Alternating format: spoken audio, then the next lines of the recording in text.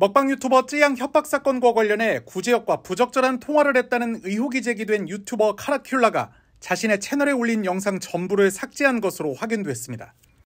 오늘 오후 현재 카라큘라 미디어 채널에는 기존의 모든 영상이 내려가고 마지막 인사를 드립니다 라는 제목의 영상 1개만 올라와 있습니다.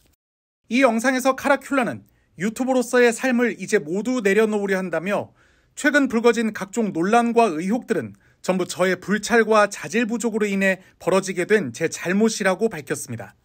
지난 5년간 쉬지 않고 달려왔던 유튜버로서의 삶을 이제 모두 내려놓고 마지막으로 여러분들께 제 진심을 전해드리기 위해 카메라 앞에 서게 되었습니다.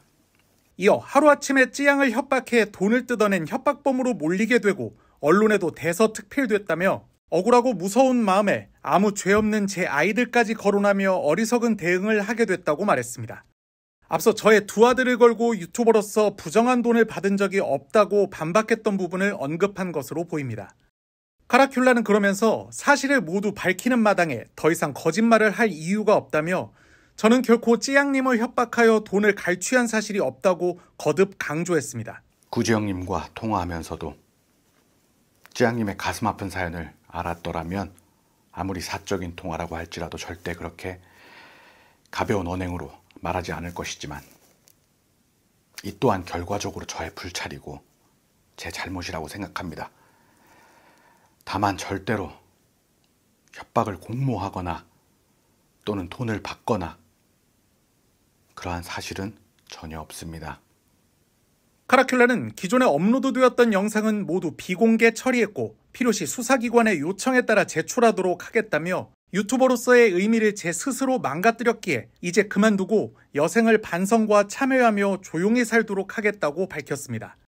앞서 구제혁의 쯔양 공갈 행위에 조언을 하는 듯한 통화 내용이 공개돼 논란이 된 카라큘라는 15일 쯔양에게 사과한다는 영상을 올린 이후로 침묵을 유지하고 있었습니다. 논란 이후 유튜버 측으로부터 수익 정지 결정이 내려져 타격을 입은 상태였는데 이런 와중에 별다른 해명 없이 자신이 운영 중인 사무실 간판을 철거한 사실도 알려져 잠적설까지 제기되던 상태였습니다.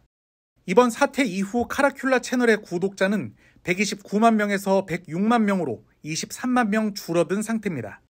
카라큘라는 쯔양의 직접 고소 대상엔 포함되지 않았지만 다른 누리꾼으로부터 공갈과 증거인멸 혐의 등으로 고발됐는데 이 사건은 서울중앙지검 형사 3부에 배정돼 곧 수사가 진행될 것으로 보입니다.